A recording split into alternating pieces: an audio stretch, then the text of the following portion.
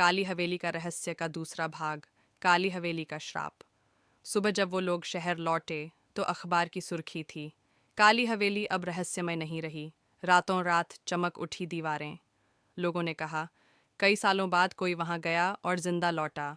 आरव, नैना और समीर ने कभी उस रात का जिक्र नहीं किया, लेकिन नैना ने आरव से धीरे से कहा, जब तूने ताबीज रखा था, तेरे हाथ पर वही निशान था जो ताबूत पर बना था।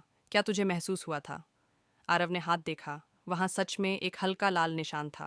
वो मुस्कुराया, शायद हवेली ने मुझे याद रख लिया है।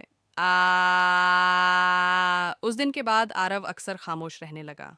कभी कभी रात को उसकी खिड़की के बाहर एक हल्की नीली रोशनी दिखती, जैसे कोई कह रहा हो, धन्यवाद, तुमने मुझे मुक्त किया। हवेली की आत्मा को मुक्त किए हुए 6 महीने बीत चुके थे।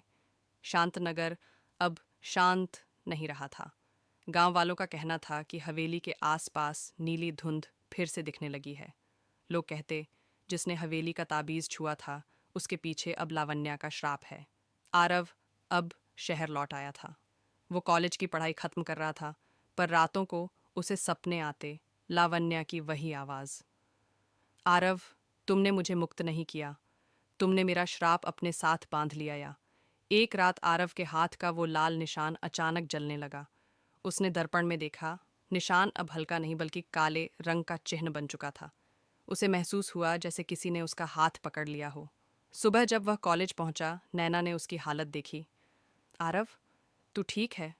तेरा चेहरा पीला क्यों पड़ गया है? आरव बोला, नैना, मुझे लगता है हवेली का काम पूरा नहीं हुआ। नैना घबरा गई, मत बोल ऐसी बातें, हम मुश्किल से जिंदा लौटे थे। पर तभी उनके कॉलेज की दीवार पर एक नोट चिपका मिला, जिसने लावण्या को मुक्त किया वो श्राप से नहीं बच सकता।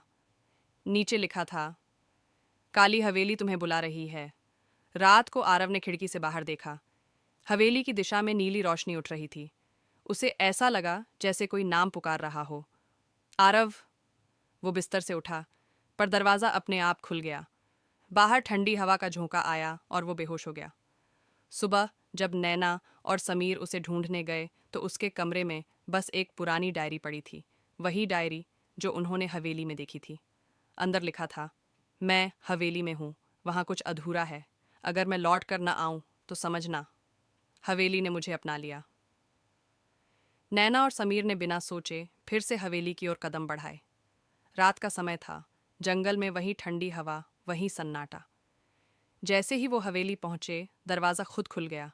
अंदर देखा, आरव बीच हॉल में खड़ा था, पर उसकी आंखें नीली रोशनी में चमक रही थीं।